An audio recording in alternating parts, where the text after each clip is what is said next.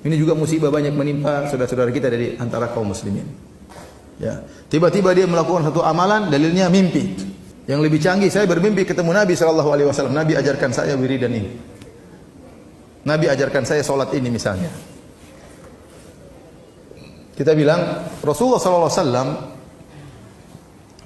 meninggalkan banyak hukum-hukum, hadis-hadis Nabi SAW banyak. Itu aja antum, ini jelas dari Nabi SAW. Sanadnya sahih. Adapun dalam mimpi masih banyak kemungkinan. Kau salah lihat, kau salah dengar. Ya. Mimpi kan tidak jelas seperti orang lagi bangun. Ya. Kenapa kau meninggalkan yang jelas? Hadis-hadis Nabi, hukum-hukumnya yang sudah dijelaskan oleh para ulama, kemudian kau berpaling kepada sesuatu yang tidak jelas. Taruhlah kau benar-benar bermimpi dengan Nabi dalam mimpi. Bertemu dengan Nabi dalam mimpi. Itu pun sesuatu yang tidak jelas. Apalagi para ulama telah ijma', kata Nawawi rahimahullah dalam Majmu' Syarh al-Muhadzab, Al-Majmu' Syarh al-Muhadzab, kata beliau, ijma' ulama tidak boleh mimpi dijadikan dalil. Mimpi itu paling banter hanya untuk istiqnas, untuk penguat. Contohnya bagaimana? Contohnya seorang dalam tidur bermimpi ketemu dengan Nabi, kemudian Nabi bilang, wahai fulan, hendaknya kau berbakti kepada orang tuamu. Itu enggak jadi masalah. Memang perintah untuk berbakti sudah diperintahkan oleh Nabi dalam hadis-hadisnya. Contohnya seorang bermimpi, saya dengar seorang bermimpi, saya mimpi ketemu Nabi, Nabi bilang, kenapa kau tidak sholat tarawih? Ya enggak apa-apa, silakan sholat tarawih. Karena memang sholat tarawih sudah ada dalilnya. Tapi membuat hukum baru tidak mungkin karena agama sudah sempurna. Nabi telah berkata dalam Al-Quran, Allah berfirman, Al-yawma akmaltu lakum dinakum. Pada hari ini telah aku sempurnakan agama Islam bagi kalian. Nah kalau ternyata bisa muncul syariat-syariat baru lewat mimpi, berarti agama Islam belum sempurna.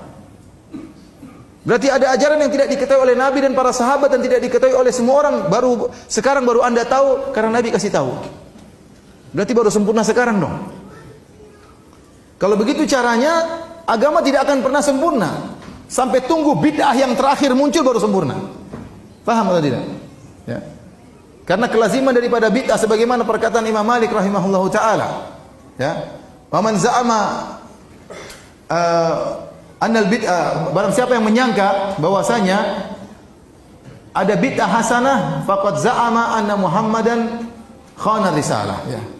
Barang siapa yang berpendapat ada bid'ah hasanah, maka dia telah menuduh Muhammad telah berkhianat terhadap risalah. Berarti ada sesuatu yang belum disampaikan oleh Nabi. Kenapa? Karena Allah telah berfirman, Al-yawma akmaltu lakum dinakum. Pada hari ini telah aku sempurnakan bagi kalian agama kalian. Ya. Maka tidak mungkin Nabi kemudian membuat syariat baru dalam mimpinya. Seorang tidur dalam mimpi, datang Nabi SAW berkata, wahai fulan, besok 1 Syawal. Kata Imam Nawawi, tidak boleh dia percaya dengan mimpi tersebut. Sekarang dalam mimpi, taruhlah benar dia ketemu dengan Nabi dalam mimpi, Nabi bilang besok 1 Syawal. Sementara dia tahu dalam hadis-hadis yang sahih, Nabi mengatakan, sumu li ru'yatihi wa aftiru li ru'yatihi. Kata Nabi, berpuasalah karena melihat hilal dan lebaranlah karena melihat apa? Hilal. Maka terjadi pertentangan antara apa yang dilihat dalam mimpi dengan hadis-hadis Nabi yang sahih. Kata Imam Nawawi, harus ikut hadis-hadis yang sahih. Jadi harus tetap lihat apa? Hilal. Tidak boleh kemudian saya tidak mau lihat hilal karena saya percaya dalam mimpi ketemu dengan Nabi SAW. Ini kalaupun kita bertemu dengan Nabi dalam mimpi. Kenyataannya banyak orang yang salah lihat Nabi dalam mimpi. Benar, Nabi berkata, man ra'ani fil manami faqad ra'ani, fa inna syaitana la yatamatsalu bi. Kata Nabi SAW, barang siapa yang melihat aku dalam mimpi, sungguhnya dia telah melihat aku, karena setan tidak bisa meniruku. Setan tidak bisa meniru Nabi, tapi setan bisa ngaku-ngaku sebagai Nabi. Saya ulangi, setan tidak bisa meniru Nabi, tapi setan bisa ngaku-ngaku sebagai Nabi. Contoh, saya ketemu dengan teman saya waktu saya di Papua, dia cerita, Firanda, saya lihat Nabi. Bagaimana ceritanya? Hari pertama saya berkelahi dengan setan dalam mimpi. Terus hari kedua saya berkelahi dengan setan. Masya Allah, mukadimahnya bagus. Hari ketiga berkelahi dengan setan.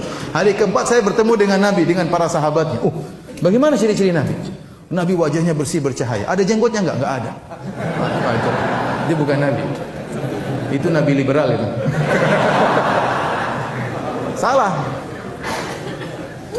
Ada orang juga pernah mengaku bertemu dengan Nabi.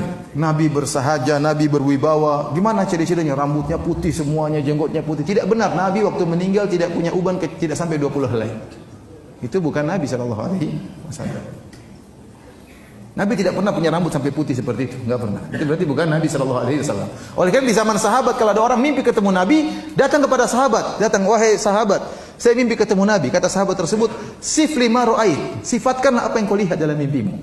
Saya lihat begini-begini, itu Nabi, kata sahabat tersebut. Karena sahabat tahu tentang ciri-ciri siapa?